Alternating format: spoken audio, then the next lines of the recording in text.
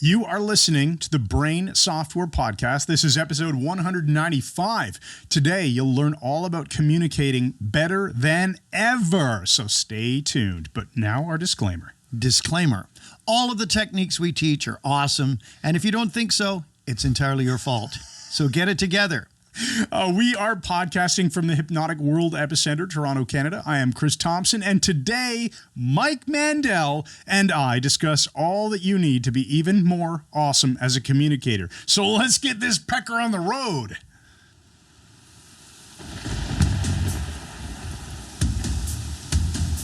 Hey, man. Always love traveling, especially to Grateful Dead concerts.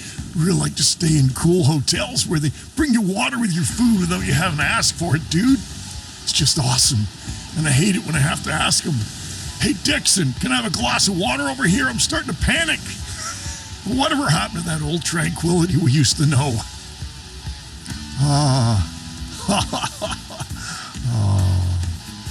These are days of victory, Scro. So let's welcome to the Hypnotic B&B, a man who's always able to get a glass of water without panicking, Mike Mandel.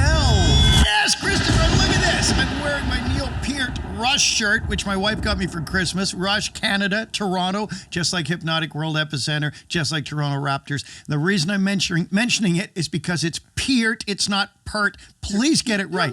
I'm looking at myself. I'm just loving the way my hat's fitting. Peart. It is not Pert. Thank you. They're over there. I'm back. There you go. Any happier? Mike doing the entire intro to the podcast. Look, I'm doing it again. Looking at the monitor. Okay, go. Have you just had a stroke? Are you having a break? How can you not be having a break I noticed now? the Neil Peart thing is funny because when we were at your cottage this summer and you took that, I was laughing hysterically and you took a picture of me just with he looks exactly like face Neil Peart. contortion laughing and you said I looked like Neil Peart, which is hilarious. Like it was wonderful. Okay, we're doing an amazing podcast. We went through when we were planning this and said we haven't done one on communication strategies in quite a long time. I think there's a lot of new listeners, and anyone who's been a long time listener, we haven't touched on this in probably 2 years. Right, and anyone who has to communicate with another human being in any context, he says looking directly into the camera instead of the mirror. Instead of the monitor. Mirror image of himself wearing the Neil Peart shirt. Rush, go ahead. Okay, so we're going to start off with our 3 think tank words. What are the think tank words, Chris? See how they fit into the context of the conversation, then we're going to get right into it. So we've got the 3 words that we're going to use to inspire our creativity. And the first one is requirement. Well, communication is a requirement if you want to interact with any other people. And even if you don't, you still got to communicate with yourself. Now, this is a bouncing, like stepping stones. Requirement to me comes back to the word requisite. So now we're looking at the term from cybernetics, the law of requisite variety, which is a huge NLP concept as well. The idea that in any system or group of systems, the one that has the most options will be the controlling element, like the microprocessor in a computer. So this is a great way to learn communication skills that will give you the requisite variety to be able to express different emotions and different communication skills and be the controlling element in your life. That's right. Damn good answer. Okay, word number 2 is guidance. Well, now, tell us how to use that one, Chris. Asking for guidance. Do you know what I'm thinking of? A guidance system. I was moving this little twist tire that we don't need. Piece of garbage. Yeah. I was thinking about a guidance system, for example, on a cruise missile or something like that. It's got a guidance system or a car on autopilot. A Tesla, it's got a guidance system. Yeah, Krasny Oktyabr, Red October. Oh, there you go. You're looking at Typhoon-guided missile subs firing intercontinental missiles. So you have to know where you want to go in order to get there. That's what I'm thinking when it comes to guidance. I like it because you're going to wind up somewhere else if you don't. So we need a targeting, not of something to injure or damage, but a targeting of what we want out of life. That becomes a requirement and ties back to the first word. Okay, now our third random word here that you picked out is assumption. I didn't pick them. Well, you randomly allowed them to be picked. I know. Assumption. Here. So in the context of communication, I would say the assumption is you should always assume that you know what you want to get out of the conversation. There's got to be some purpose behind every conversation. Maybe it's just to amuse yourself. Is that your assumption? Yeah, that is my assumption, isn't it? Any further? Yeah. Are you making assumptions going into communications? Right, and are they useful assumptions? Ooh. If you go into a communication thinking the other person is intelligent when they're a freaking idiot, that's probably not a useful assumption. And we deal with a lot of that. The obverse is also true. You can go in thinking that they're an idiot, and they're actually a really intelligent person. Super. That's the one we Elon recommend. Musk type. Yes, okay. or like us, for instance. There we go. So that's good. It's our requirement that we apply that guidance to this, and our assumption is that these techniques will then benefit you. That's what I'm going to do from now on, is put them all together as a lead-in. I love it. Thanks, okay, man. Go ahead. So we've got a list here of, I don't know how many you made. Is it 10 or more? I don't know. I just made a list. Interestingly, so we were, as you know, as now the listeners will know too, we are redesigning our personal growth membership content right now. So we went through the communications mind map that we had made. Yes. And, well, there's a lot of stuff here. Can we pick out a few items that will be useful for discussion in this podcast episode? And add them to other things, too. Yes. Yeah, so we brought in some key points. There's not 10, there's about 12. Okay. But these may seem simple, they may seem obvious, and they may seem completely new. But the bottom line is, if you apply these consistently, you will get consistent results. All right. They will be good results. And the first one is primacy. Okay. Primacy is a great term because it applies in hypnosis with primacy of suggestion, meaning the suggestion you give first will tend to be the most important one and will hold its power throughout all the other suggestions and, in fact, be amplified by the following ones. Now, primacy in human communication means the way you first meet someone will not only affect that meeting, this is according to Dr. David Lieberman, but will also affect all future meetings with you. You have that 5 or 10 seconds to come across in a good way instead of looking like a freaking idiot or a dick. So this is the first impression thing. Right, and the way you do it, Lieberman said, make eye contact and smile. And I tested this, I said, with our friend Paul Moyer. Great guy, had some friends over he wanted me to meet, and I did it on purpose. As the guy came into the room, I stood up, made eye contact, I smiled, and the rest of the evening he sat over near where my wife and I were and just yacked away, and we hit it off immediately. It shows the person that they are found interesting, valued, whatever, but it works. Smile in the beginning. I would absolutely say, and because I said absolutely. Okay, red flag, first absolutely. I do this, I think I do this naturally. It's part of my rapport building skill. But here's the thing. I also notice I am a big fan of learning from other people's mistakes. Now, in this case, it's not necessarily a mistake. It's just in my mind, it's not what I want to do. I will see people, and when they first meet someone, I'll notice they're not really giving any attention. They're kind of acting like it's unimportant. Right. Guess what? They come off as dicks. Dickish. Yeah, dickish. Yeah, we got the right word there. A technical term, isn't it? They come off dickish, in my opinion. And my impression of that person... because they're not paying attention? Or? Because they're just not. Yeah, exactly. Kind of like you right now. Nice job. If you're watching this, you get it. If you're listening to the audio experience, Mike is finding something on purpose just to, to pretend that he's ignoring me. All right, so... when you pay attention to people, definitely helps with rapport. I would think so. Massively important. I mean, imagine, even if you're a therapist and someone comes into your office and they go, "Oh, hi, I'm Chris. I'm here for my appointment." Okay, yeah. Or you just look up and go, "Yeah, just have a seat," and you ignore them for 10 minutes and come back. It's horrible, right? It is horrible. So notice when people do a good job of this, but also notice when people do a crap job of it, and how you feel. How you correct them in front of everyone. There you go. Bring in the punitive element that we find so refreshing. Okay, so that's a good one. The next one is ask clarifying questions. And this is really interesting because in communication, one of the things human beings routinely do is we think we know what the person means when very often we may not. So it's vital to ask clarifying questions. It's okay to say, what exactly do you mean by that? Or how did you draw that conclusion? Clarifying questions increase the richness. They improve the richness of any communication. And realize as well, people love to talk about themselves. We're back to Dale Carnegie here. People like to hear their own name. Stop staring at my temple. I can feel that pressure being an Enneagram 8 and we're ready to backfist you. So it was just totally weird. He's spider sense going off. I was waiting for a natural opening. Keep going. Keep going. You're enjoying yourself. I knew you were going to say that. Okay, so people love to talk about themselves. So encourage people to talk about themselves. Do it in a sensible way. Like, have you lived here very long in the neighborhood? You don't want to say things like, how much money do you make? Do you remember when you first learned this concept? No. How old were you? What were you wearing? Shut up. No. So now go on to the next one. I'll let you carry this one. No, I like this. We should spend a couple minutes on each of these topics here. So when asking clarifying questions, what are some good examples of that? So Well, you just did it. Yeah, I just did it. There you go. I'm just looking for some natural suggestions. So say you're just having a typical conversation about, hey, what should we have for dinner tonight? And someone goes, well, I don't know. Maybe you could ask some clarifying questions. Well, what are some meals that we've really enjoyed recently? What are some ideas? What are some restaurants that we haven't been to in a long time? These are all possible just ways to explore. But that's kind of a dumb example. This is interesting because you got me laughing because now I'm thinking of doing the exact opposite of this in the next podcast. 10 great ways to destroy communication. And the first one we just saw over here.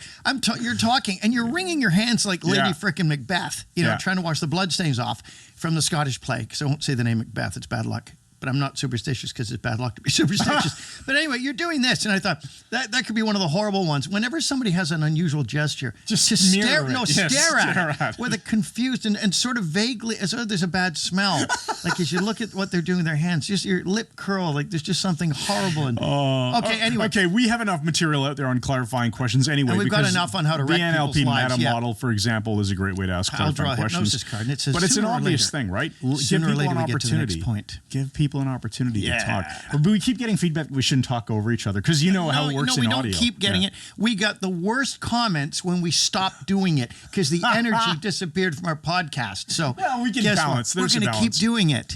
So anyway, go ahead, buddy. Okay, our next point on the list here is resist the temptation. Oh, this is us. Resist the temptation to one-up the other person. Don't be a dick. Now, you know what I mean by this. The person might say, oh, yeah, we bought this house and, we got this beautiful yard. We all know people. Well, I know a lot of them who do this dickish thing. Oh, yeah, you should see my brother's house. His is real. And they just changed the topic. And now you were explaining something and they're off on their brother's house to one-up you. The worst this ever happened to me, Chris. And it's a minor thing. Even the worst one is a minor thing. But I told my wife, and she thought it was terrible. I did a keynote speech not far from here in Coburg, Ontario, in the City Hall there. Yeah. I know where it is, yeah. Packed out, standing ovation, made them laugh, made them cry. It was a great keynote. They paid me a whack of money. I got off the platform, and someone I vaguely knew came over, and everyone's going, oh, Mike, that was great. We're going to find out more. Here's what she actually said to me. Oh, we had a guy last year, and he was really funny and everything. His name was... he made everyone laugh and he taught really good stuff. And you just finished doing an awesome show. Just what I just did. You got that response. So resist the temptation to dickishly one-up. If someone's telling you about their new boat, it doesn't matter if you own the frickin' Queen Mary. Yeah. It's not the time to bring it up. There is a line for this. I am trying to remember and failing right now. There was a term for this when someone talks about themselves, and you think you're building rapport by telling a similar story about yourself. Yeah, you're just making it about you. And better communication is to keep the conversation about the other person as much as you can, or at least let it be a balance. The ideal and the questions is both are what people, does that. The proper questioning lets the other person expound and tell you about their life. Yeah, when you have two people who aren't narcissists, who genuinely are interested in each other, like us, it will bounce back and forth naturally, right? So it won't only be. Now we have an interest in what each other are doing because we share a business, but we don't have an unnatural interest in what each other are doing. Yeah, like you don't phone you at 2 a.m. and say, "Are you sleeping right now?" Were you lying on your right side or your left? That would be a strange. Did I wake you up? No, I had to get up to answer the phone anyway. Andre Weizenhofer. Okay, so don't be a dick. Okay, so don't be a dick. Don't one-up the other person. Let the other person set the proxemics. We're back to Edward T. Hall. There are ranges that are natural for human beings. There's intimate range, which you're only going to let your spouse, your girlfriend, your dog, your cat, people who you're very we just kids. Shot a video on this. Yeah, we shot a video on this. And then outside of that, it's the more social with your friends and family. If you're talking to someone and they back off 2 feet because you've forgotten that you had Caesar salad with double garlic for lunch and 5 glasses of scotch, and you think, oh, this guy's being a jerk. He's moving away. No, let him set the proxemics or her set the proxemics and move away. Likewise, some people crowd us when they talk. Close talkers, as a martial Seinfeld artist, used to I say. don't like it. I want to keep someone just outside kicking range. I know you're doing it. I have to blind you in a minute. Now listen. So let the other person set the proxemics. There are cultural things here. So if they want to be closer, you want to maintain the rapport within reason, you do that as well. But don't crowd people. There is What? There are different What? cultures. I won't even, because I will be wrong if I try to guess the culture. Yeah, and then but we'll there was offend. a man named Leo I used to work with when I was an engineer, my first job in Ottawa for a fiber optics equipment manufacturer. What was his last name? Leo was Eastern European. Okay. And older gentleman. I mean, he was probably in his about the age I am now when I was like 21. Well, So you just described yourself. Your family's from Poland. You're that same age. buddy, so this guy, his culture, it was if you're walking down the hall talking with another guy, you put your hand around his waist.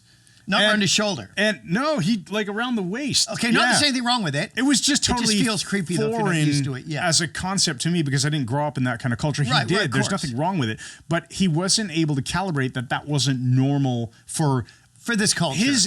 He was the only guy, I guess, in his 40s or so. We were all very young grads in the group. So a bunch of us in our 20s. Yeah. And Leo. And we'd all be talking, hanging out, walking down the hall. And he'd be talking with somebody. And if I was behind, I'd be going, why does he have his arm? Somebody explained to me, that's just normal in the culture.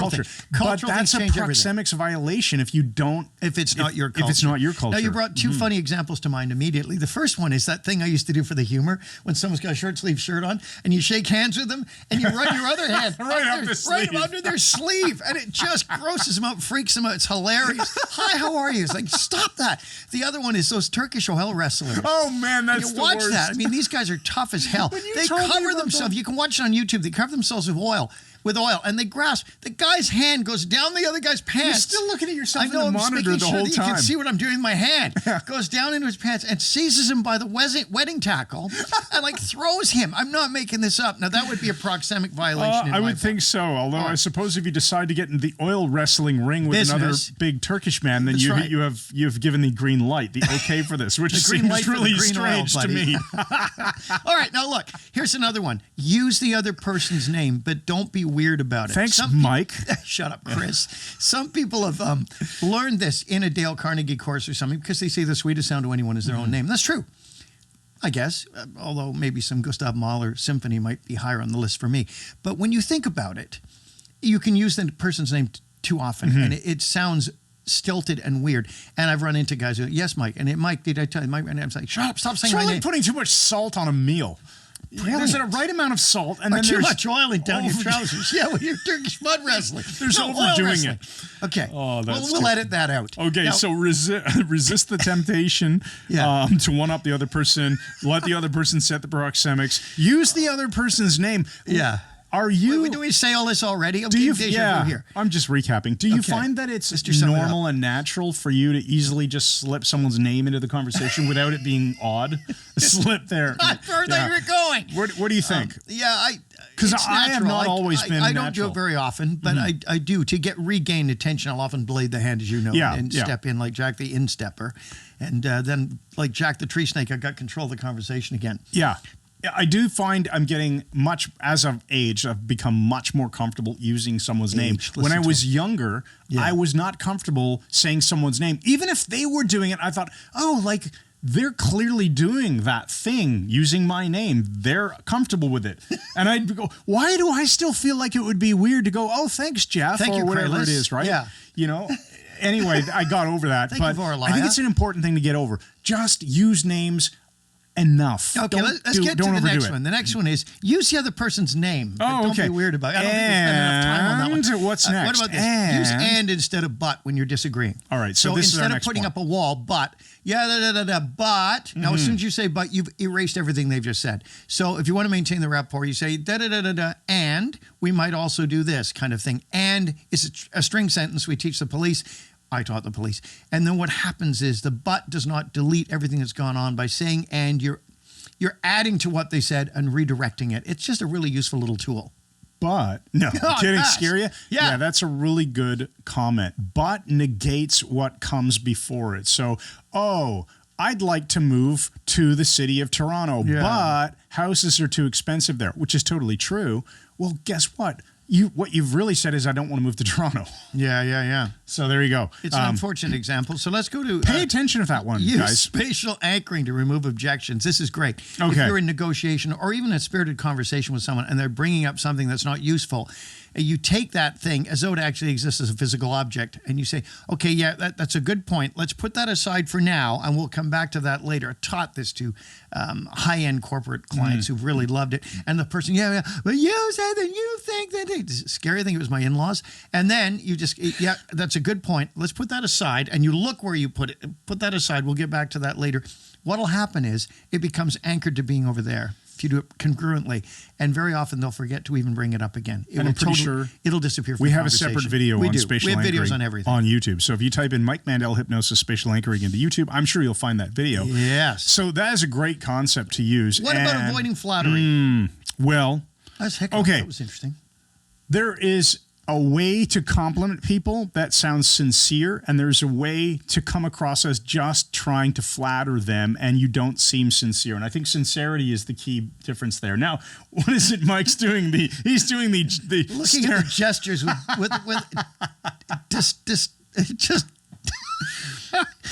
just disgust and like puzzlement. If you want to come across as sincere, pick something to flatter the person over. No, don't flatter. It's not even flattery. That's it. It's pick something sincere that you know that they will really care about or will not have expected to be complimented. That's on. nice. So that would be 2 easy ways to do it. So yeah. If I know that you've been fasting twice a week because you thought, you know what, I want to drop down to an even lower level of body fat. Lower. And if I see you come over and I go, hey, buddy, the fasting's going well. You're looking really trim and lean. That's going to be a genuine compliment. And I'm going to immediately say, flattery. I wonder what he wants. You know, I'm not going to, but if I just come up to him and say, oh, hey, Mike, I haven't seen you in a while. You know, I just fondly remember all those keynotes you used to do. You're such a wonderful speaker. And I'd be just thinking, a terrific what do you want? guy. You're freaking weirding me out here. Yeah, avoid flattery, sincere compliments. And it's well received when it's sincere and you're delivering it congruently. It builds bridges with people. I think people need to be complimented more often than they are, and but make sure it is genuine. Now, look, I've got a great one for you here. Oh, before we go on, though, I want to just slip in on the compliment thing. Yeah. I remember learning this from Tony Robbins. I'm sure I've mentioned this on a prior podcast or video somewhere along the way. But if you want to compliment someone in a sincere way, give them the compliment and then say, the reason I say that is, and back it up. If you back it up with something, they'll know it's sincere. Now, you don't have to do it in a weird way. Just offhand. You know, I really like those shoes. And I say that because they remind me of a trip I once took, and I saw a guy who had these awesome shoes, and those just totally remind me of that. I love them. They're really stylish. Right, and one must be careful with that, even if it's true, though. There's occasions that it's not appropriate. It's like, hey, I really like those jeans, the way they make your butt look big. You know, like that might be the case, but there's certain things should not be verbalized. We'll edit that out. It's just so weird. So let's continue here. What about communicating with the Mandel triangle, Chris? Why don't you show us that you understand this? Okay, well, we got a blog post. We should probably throw it in the description. Let's do that. Let's do that. The video I said for the Mandel triangle. Mandel triangle is all about the 3 sides that are, well, you can think of it as equilateral. It's irrelevant what the sizes actually are of the triangle. Every time, if you take a triangle and you make one arm of the triangle longer, you obviously make the other arms longer too. So the 3 sides are congruence, confidence, and intention, or we'll also call it conviction, just to keep them all to C's. And then inside we put another C for the word calibration, so that you're always looking to see what you're getting. And let's just say, let's not drag this to death. Let's just say congruence. You want to send one consistent message when you're talking to someone, which implies that you're going to be interested in what they're saying. You're going to be confident. You're confident as a presenter, including when your audience is just one person. And conviction, put your intention behind it. Like, want them to listen to you, want them to understand. When you give people that kind of attention, as we said earlier, it builds bridges really quickly. But remember to calibrate. You must notice what response your communication is receiving from the other person. Are you sure about that? Yeah, I'm absolutely certain about it. So, you know, if the guy's house just burned down and, you know, he rolled his Tesla or something and realized he'd overspent on all his credit cards, that's not the time to say to him, I just won the lottery. Look at all the freaking money I got, man. You're not congruently realizing, you're not calibrating that he's reaching a butcher knife, reaching for a butcher knife to deal with you. That's hilarious. So not really. And that whole segment should be edited out. But you know what? We leave it in because it's real. It's real. Because we care. All right, what's next? Well, rapport, maintaining rapport and rebuilding it when necessary. And the John Grinder method is the absolute best. Just consistently pretend the other person is fascinating, interesting, and congruently pretend that, and your mirror neurons will do the rest, and you'll find the person is fascinating and interesting. And important. If you've destroyed rapport because you screwed something up, a nice way to rebuild it is to give a sincere apology, just to mention that right out of the bat, right? I don't think I've ever heard you do that. If you give someone a sincere apology, I've done that to my kids plenty of times, misjudge something or whatever. Yeah, I'm really sorry about that. I'm modeling being a good person, right? If you apologize for something where you sincerely screwed up, you do it in a sincere way. What am I trying to say here? No idea. If you apologize sincerely, it's a golden ticket to reestablish rapport. But if you apologize the way some people do, sorry, that's not sincere, and it will not reestablish rapport. Right. So That's keep a good that point. in mind. That's a good point. And label the other person in a useful way. This is really a powerful technique. Human beings tend to, as we've said before, live up to the labels that we give them. You're creative. Yeah, you're a very creative person. Say that to your kids, give them labels that are useful. Don't tell them they're stupid. Don't tell them they never learn anything. Yeah. Labels, especially with kids, let's remind people that labels that describe attributes like you're so smart, not as useful as labels that describe behaviors like you're a hard worker. You're a dedicated learner. You're a whatever it is. You're resilient. You work hard. You learn fast. Because smart is a stuck state. That will want you getting smarter and smarter. Because if a kid runs into a problem in a class, let's say they're taking their math class or whatever, and you've been labeling that kid smart, all of a sudden, kid's challenged in math, doesn't know the answer, doesn't want to disappoint the label of smart that mom and dad applied. All of a sudden, kid maybe gives up or quits or tries to push this topic aside or takes a lower difficulty level, which limits his career opportunities down the road. Who knows? But don't label people as smart when they're kids. It's a better idea to label their behaviors. That's nice. Very nice. Now, what about listening and offering back language without interpreting? Yeah, without interpreting, that being the key, right? So we always say that words mean things, but we can't necessarily know exactly what someone means when they say whatever it is. So if we use that same word, they're going to assume we understand. But if we change the word and think we're using a synonym... Yeah, and that was the basis of active listening a number of years ago, and it's a stupid thing. Yeah, it's not a very powerful skill, is it, Mike? There we go, active listening, right? Like the person will say something like, I'm just feeling life's going nowhere now. So you feel like you're trapped. So you're depressed. I'm hearing you say that you're depressed. No, I didn't say depressed. We're putting our model of the world on top. We're putting not even our model of the world. Don't rephrase it and ask for clarification. It's going through our perceptual filters, and then we're translating it, putting it back into our own words. Guess what? Just use their words. Much more effective. Exactly. Right. And the final one I've got here is let the other person, and this is one you really need to learn, Chris, let the other person speak without you just interrupted me. I was trying to get you to interrupt by going dead slow. I know you were. Let the other person speak without interrupting. If they're trying to make a point, provided they're not in the middle of a massive freaking Ken Sweatman story, those are great times to do a pattern interrupt and stop them dead or just walk away. But let them speak. Let them finish their point. And I get all wound up when we're setting up and everything. Chris is always trying to make these really complex points. And I think he's done because he's paused at the end of a sentence. But oh no, there's still 20 minutes to go. It happened today, actually, before we came down here. So I'm going to learn to let him speak without interrupting. I'm going to let you watch the replay. You'll see that I was right in the middle of a sentence. Okay, I want to talk about this one for a minute, though. This is an important one. The idea of letting people continue finishing their presentation, wherever it is, and not interrupting, has its place. If you're hanging out with a bunch of buddies or whatever, a bunch of girls all hanging out doing girl things together, cool. You can talk, and people will naturally calibrate that. They can talk over each other, and everyone's like this unified group. They're all just enjoying themselves.